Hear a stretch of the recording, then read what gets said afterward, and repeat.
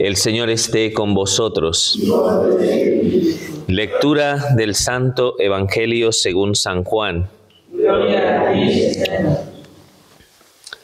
6 días antes de la Pascua, fue Jesús a Betania, donde vivía Lázaro, a quien había resucitado de entre los muertos.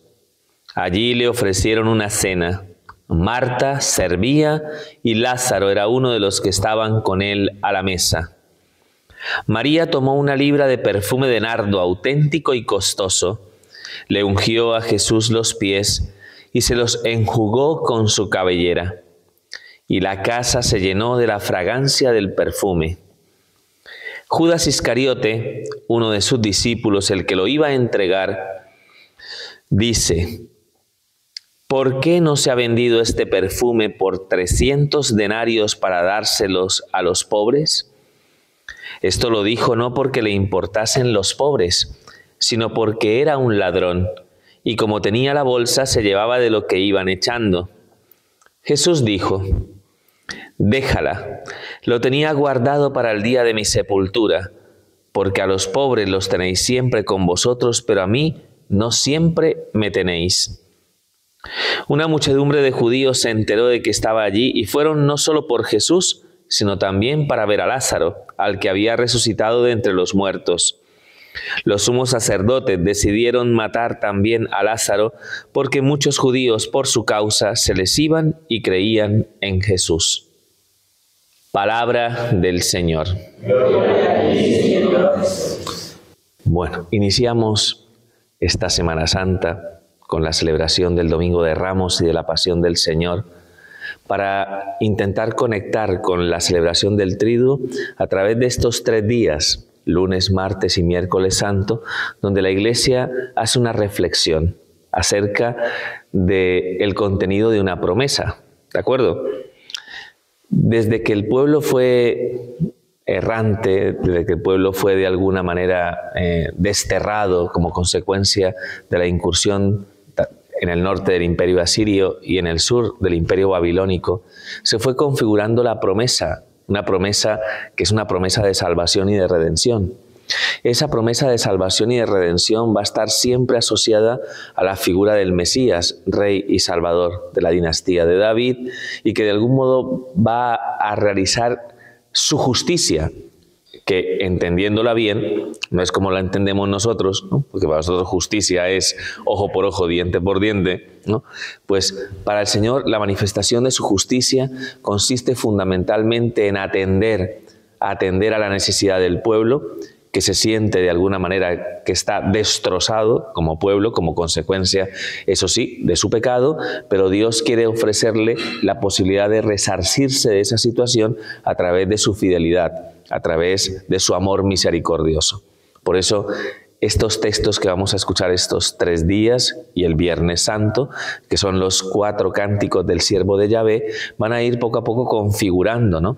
Esos, digamos, el cómo se va a realizar, ¿no?, esa redención, ¿no? Cómo de alguna manera el Señor va a cumplir su promesa de restauración de la situación del pueblo de Dios. ¿De acuerdo? Entonces, ese es el contexto. Entonces, es lo que vamos a analizar en las primeras lecturas estos 3 días santos, los cánticos del siervo de Yahvé. Y los evangelios nos van a ir aproximando ya a los acontecimientos que van a tener lugar a través, ¿no?, evidentemente, ¿no?, de la pasión redentora del Maestro, y nos van a situar ante el protagonismo de ciertos personajes con los cuales tenemos que, de algún modo, sentirnos identificados. ¿De acuerdo? Ese es el propósito fundamental de la palabra de Dios en estos 3 días. Los cánticos del siervo de Yahvé, ¿no?, y estos evangelios, para que nos preguntemos cómo nos estamos nosotros aproximando a la celebración de esta Pascua, ¿no? Para que podamos identificar si de algún modo nuestro corazón ciertamente está dispuesto o si todavía estamos endurecidos de corazón. ¿Cómo estamos? Pues Padre, estamos, que no es poco. Estamos. Bueno, muy bien. Entonces, el primer cántico del siervo de Yahvé se encuentra en el capítulo 42 del libro de Isaías. A partir del capítulo 40 se le denomina el libro de Isaías el libro de la consolación, porque empieza de esa manera: consolad, consolad a mi pueblo, dice el Señor, este mensaje de esperanza y de restauración. Pues en el capítulo 42 aparece el primer cántico, que es el que hemos hecho en el día de hoy. Mirad a mi siervo. Entonces, aquí hay algo que por donde tenemos que empezar, ¿de acuerdo? Y es el hecho de cómo se denomina el Mesías, ¿no? De cómo se denomina aquel que venía de algún modo a implantar la justicia y el derecho. Y se le llama el siervo de Yahvé. ¿Qué peculiaridad de algún modo podemos reconocer en esa palabra? Una palabra, ¿no? No sé si recordáis a la Virgen, he aquí la esclava, la sierva del Señor, ¿no? ¿Por qué esta palabra es tan importante?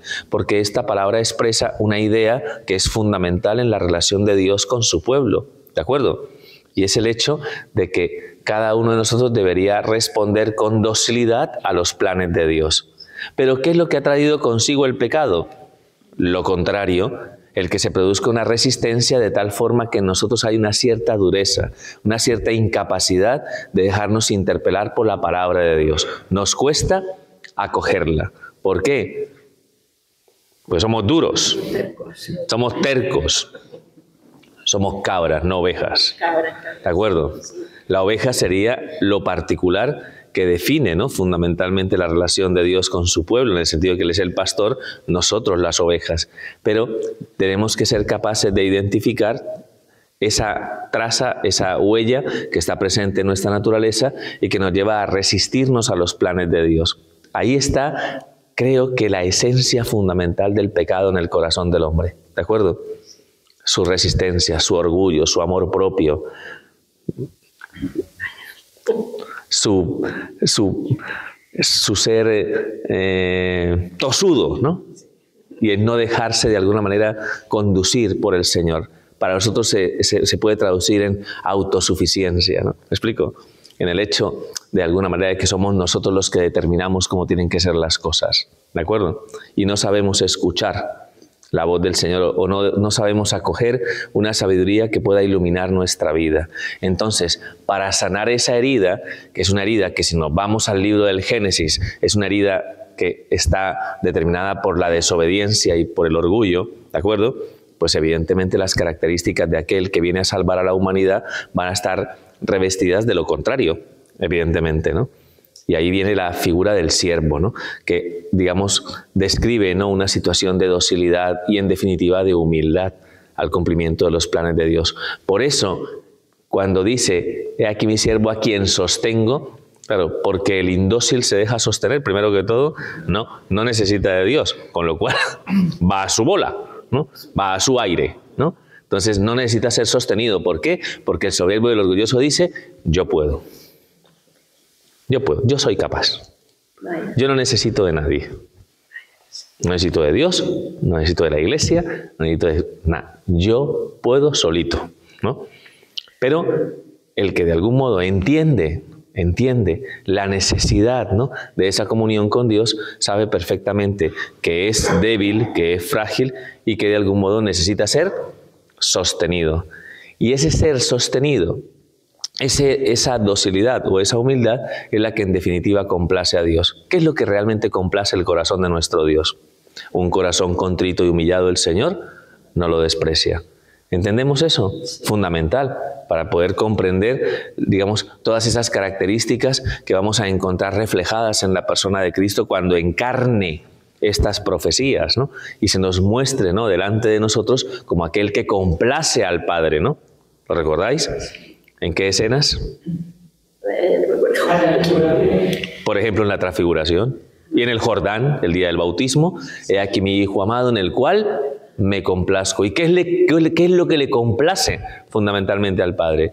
Su humildad, su obediencia, porque mi alimento es hacer la voluntad del que me ha enviado. Y por eso, de alguna manera, el Señor lo sostiene. En los discursos que venimos escuchando los últimos días, donde el Señor se muestra muy unido al Padre, sabe perfectamente que el Padre y Él son una sola cosa. O sea, que el Padre lo sostiene. ¿De acuerdo? Entonces, esa es la figura del siervo. ¿Vale? ¿Queda claro? Sí. Pues qué lejos estamos, ¿eh? Digo yo. Qué lejos estamos de esa situación. Y qué necesidad tenemos de encontrar la respuesta de ese siervo. ¿de acuerdo? Porque nosotros, por nosotros mismos, la humanidad sería incapaz, ¿no? Incapaz, yo lo digo con el corazón, de complacer, ¿no?, a Dios nuestro Padre, por nosotros mismos, ¿no? ¿De acuerdo? Muy bien.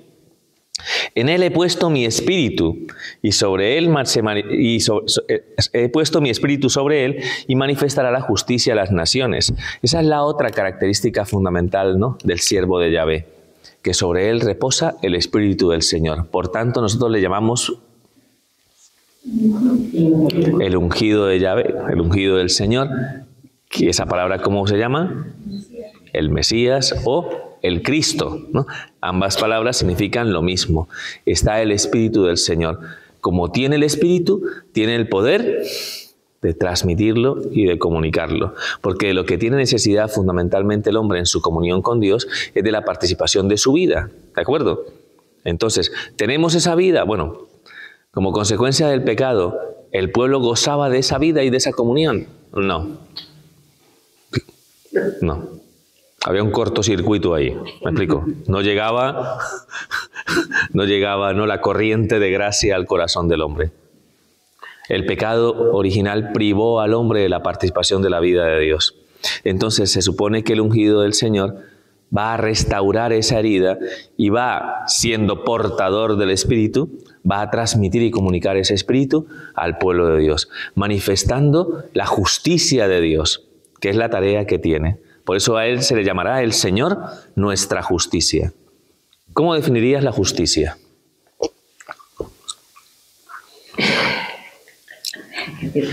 Defendiendo la verdad. Eso a veces nos cuesta definir ciertos conceptos que son fundamentales. ¿Qué es lo justo? Lo justo es lo debido. Lo justo es lo debido, lo que le es debido, ¿no? Es una, perdón que lo diga de esta forma, pero eso es la concepción de la justicia en Roma, ¿no? ¿De acuerdo? O sea, lo justo es lo debido. ¿De acuerdo? Entonces, cuando Dios mira al hombre, que le mira en su realidad, en su precariedad, en su limitación, Dios en su justicia, ¿qué es lo que considera que le es debido al hombre en razón de su debilidad y de su flaqueza? Pues lo machacamos. ¿Lo castigamos? No. Todo lo contrario. Pero padre, eso que acaba de decir me suena a algo que me pasa como a mí. Porque yo cuando en algún momento contemplo la debilidad y la flaqueza de alguien, a mí lo que me sale es...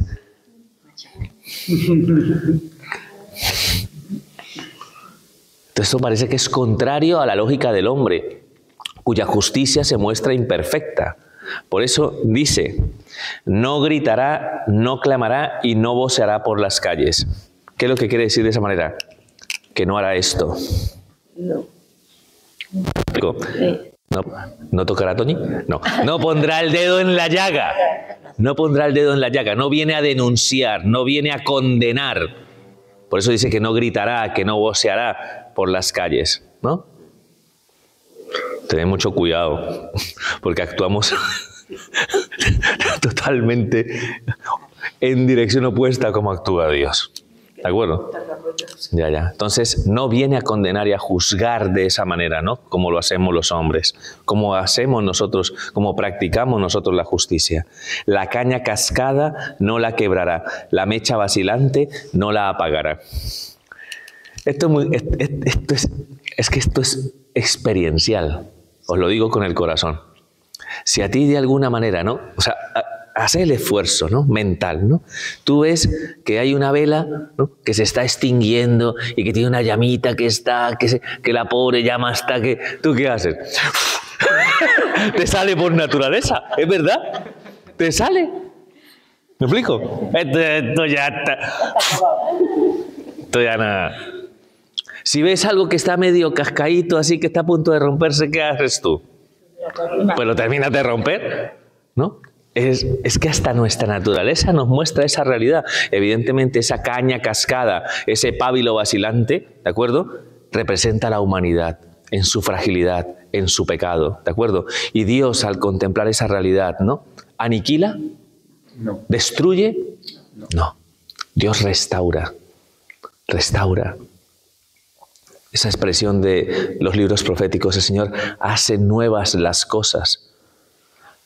Hace nuevas las cosas. A Él le llamarán restaurador de ruinas, reparador de brechas.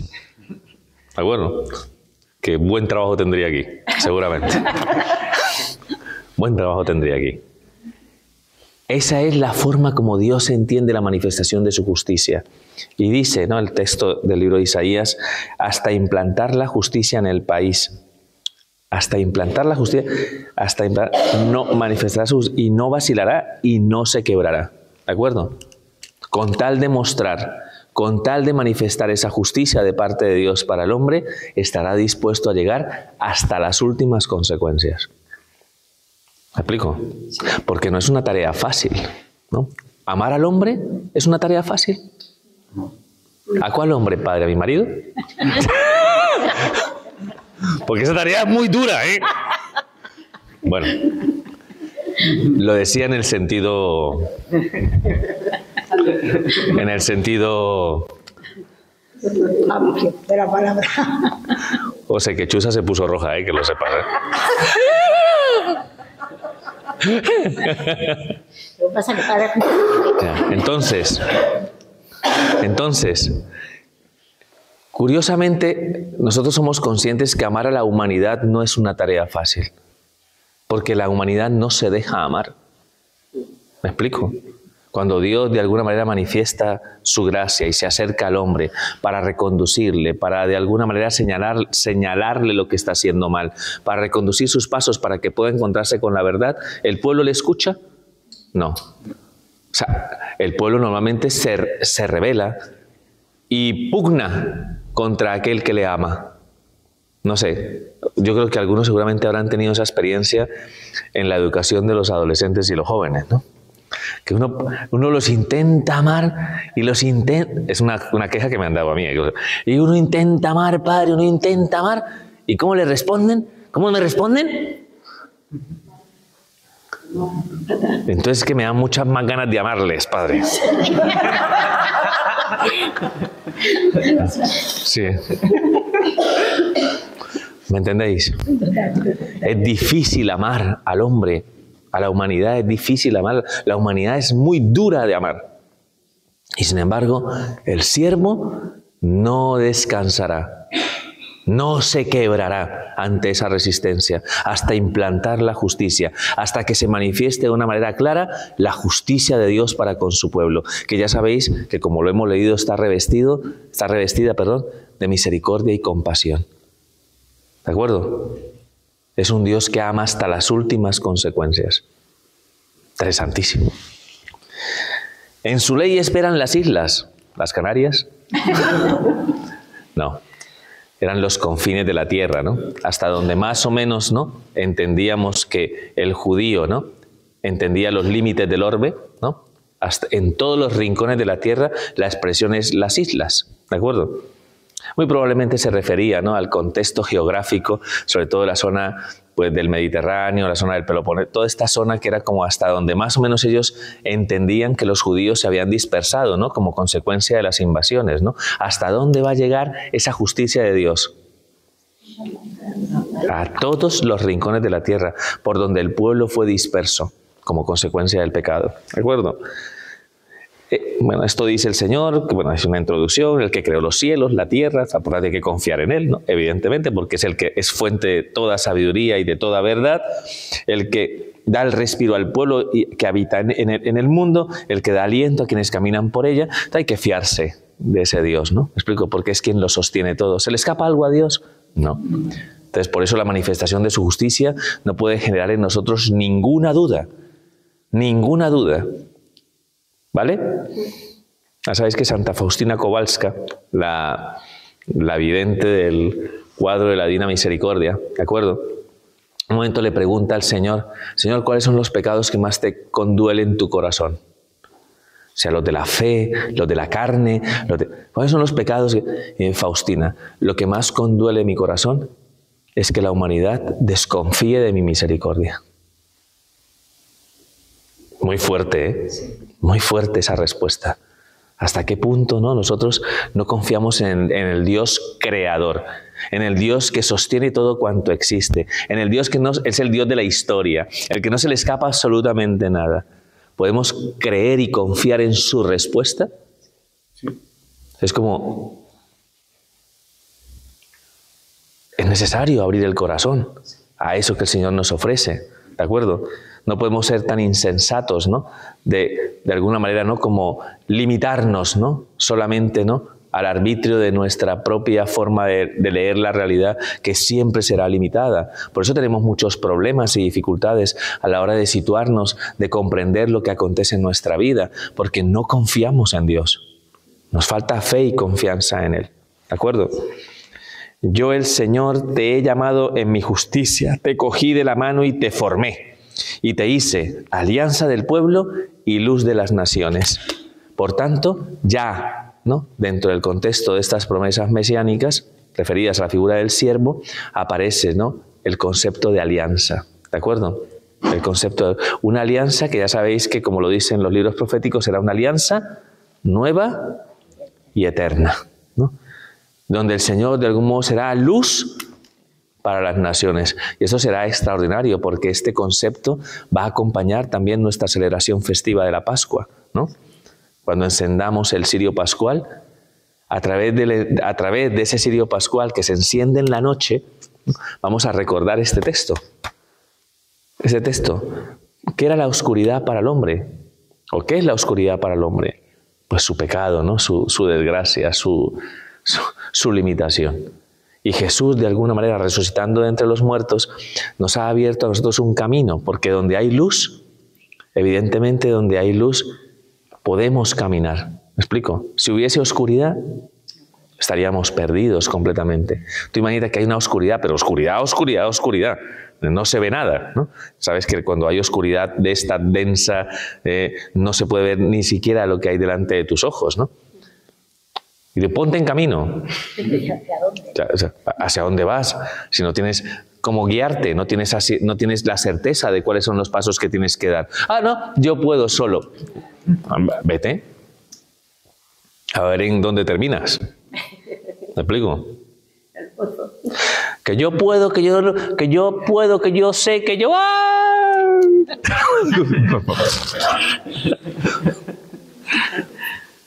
El Señor es luz de las naciones.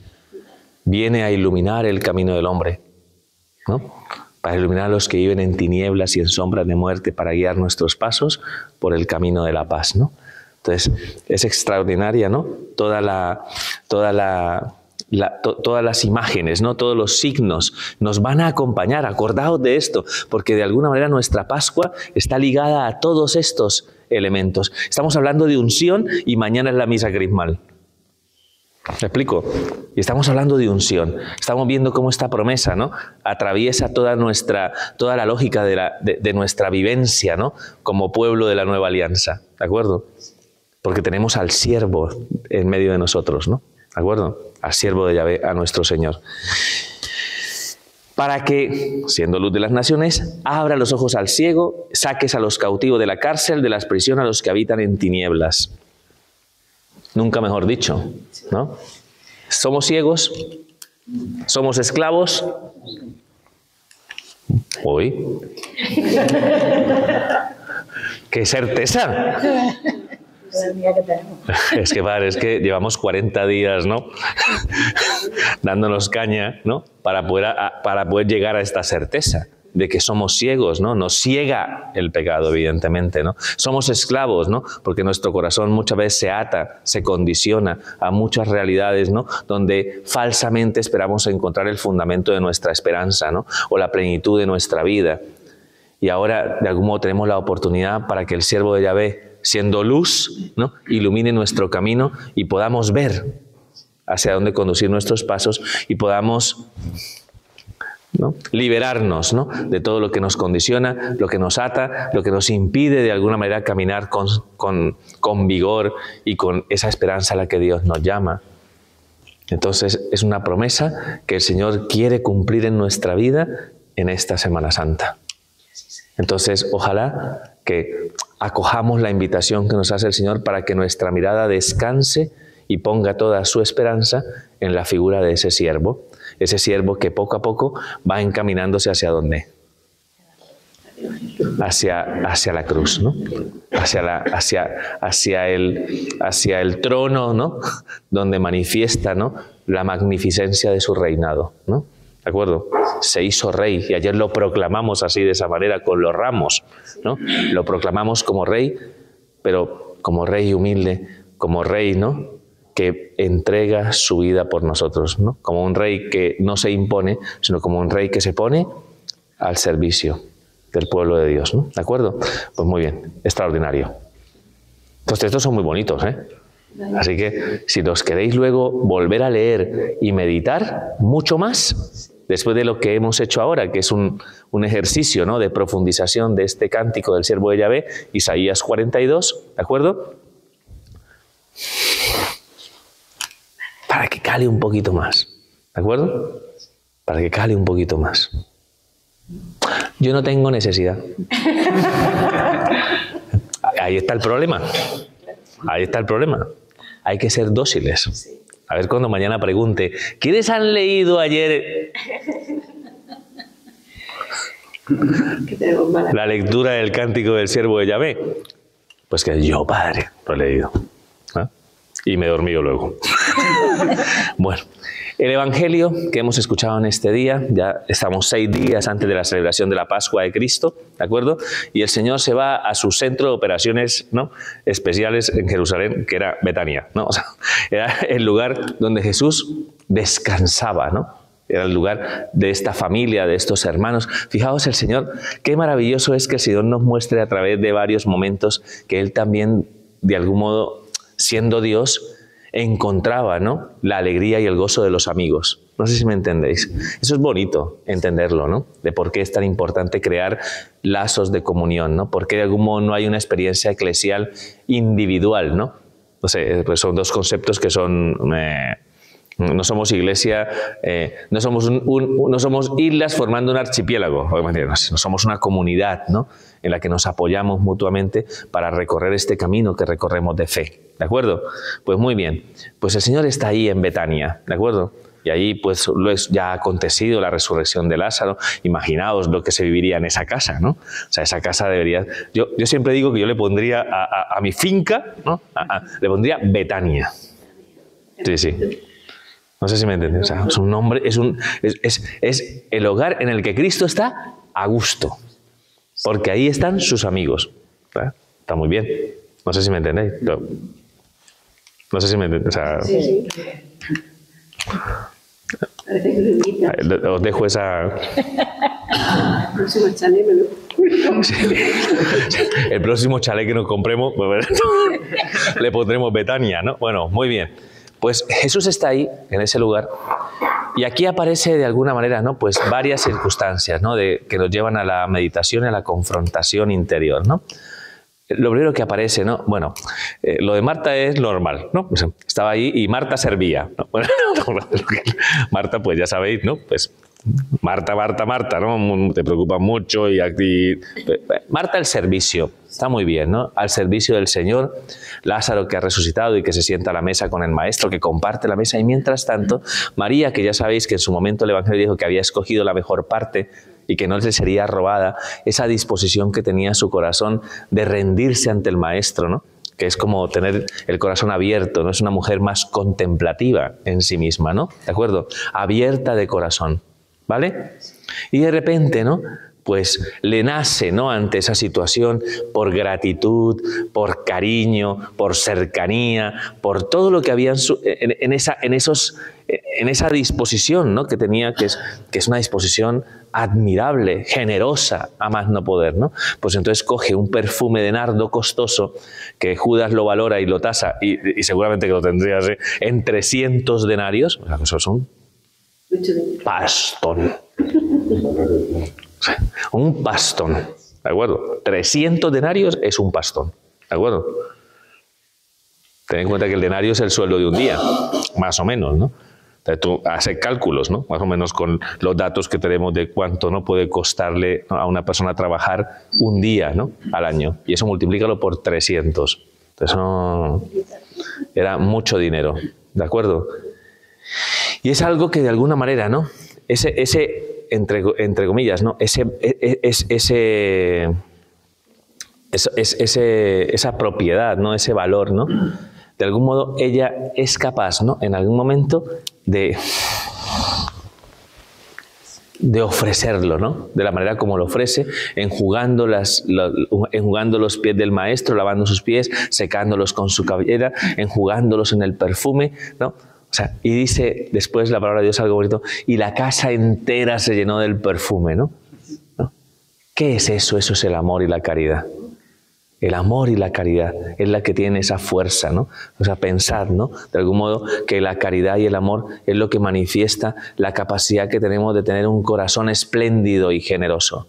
¿De acuerdo? Espléndido y generoso. Desprendido. Siendo consciente de lo que realmente es importante y cómo todo lo demás, ¿no? Incluido nosotros mismos, se rinde ante lo que verdaderamente es importante. ¿No os dais cuenta de esto? Y claro, eso es difusivo por su propia naturaleza. De hecho, que utilice el perfume es extraordinario, porque el perfume se extiende. La caridad tiene, el amor tiene esa propiedad. El amor cristiano en sí, ¿no? El amor cristiano tiene la propiedad de comunicarse, ¿no? De ser de algún modo testimonial. Es como algo que se contagia en sí, ¿no? Y yo creo que nosotros lo sabemos. Porque hay situaciones donde nos vemos contagiados, ¿no? Por la caridad, por el amor, no sé. Pensad en figuras, por eso se me ocurre una figura, la Madre Teresa de Calcuta, cuánta atracción producía, ¿no? En el corazón de muchas personas, San Francisco de Asís, por la capacidad, ¿no? Abismal, ¿no? De abrir el corazón y de mostrar una generosidad sin límites. Así como se muestra hoy, ¿no? María a los pies del Maestro, ¿no? Dejando todo ese perfume a sus pies, ¿no? Es muy bonito, es maravilloso. Y mañana en la misa crismal, el crisma será perfumado. El perfume hace parte incluso de la liturgia. El aceite, el crisma con el que se consagran los altares, las iglesias, ¿no? Con las manos del sacerdote, a los bautizados, a los confirmandos, ¿no? Me explico, que es un signo de la fuerza del amor de Dios, ¿no? Que se derrama, ¿no? Sobre el hombre, sobre todo lo que de algún modo está llamado a ser santo, ¿no? A todo lo que está llamado a ser esplendoroso. Somos esplendorosos. ¡Ah! ¿Por qué? ¿No? ¿Por mi perfil? No, por el amor, por la gracia, ¿no? Que está presente en tu vida y en tu corazón. Y lo difusiva que es esa realidad. ¿Nos damos cuenta de eso? Que cuando practicamos el amor contagia. ¿Es así o no es así? Y la casa se llenó del perfume. Así es como tenemos que entender nosotros la práctica del amor. ¿Qué es lo que tenemos que llenar de ese perfume? El mundo. El mundo, porque el mundo...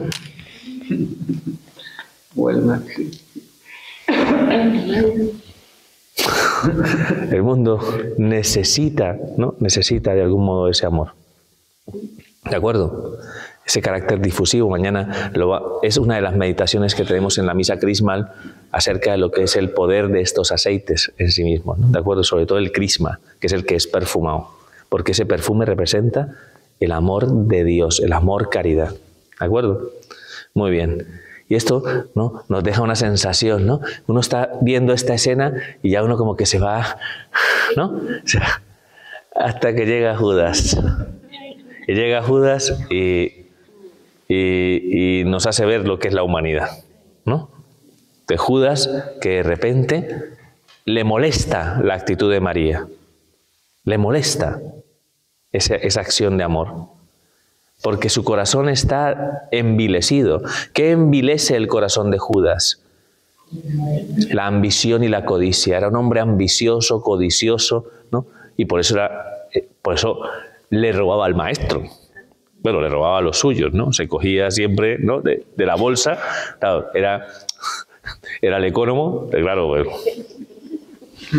pues cogía de la bolsa para sus propios intereses y para la satisfacción de sus necesidades, ¿no? ¿Me explico? ¿Entendéis eso? Entonces, pues, ante esa realidad, y sobre todo porque ni siquiera es honesto consigo mismo, ni con lo que lleva dentro de su corazón.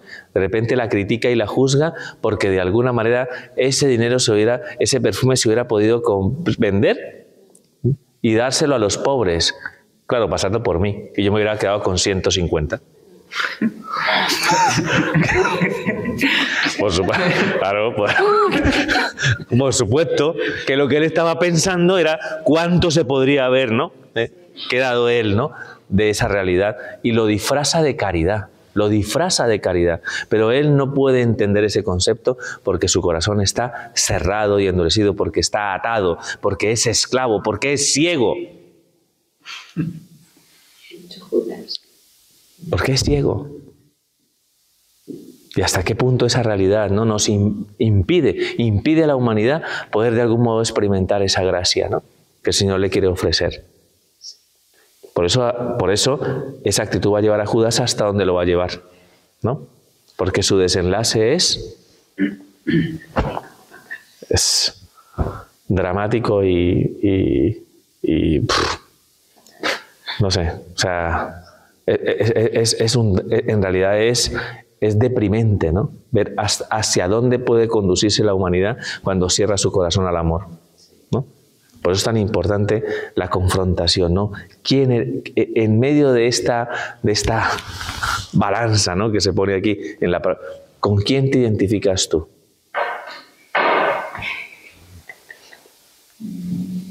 ¿Me explico? Yo creo que diríamos, Padre, ¿queremos todos ser María?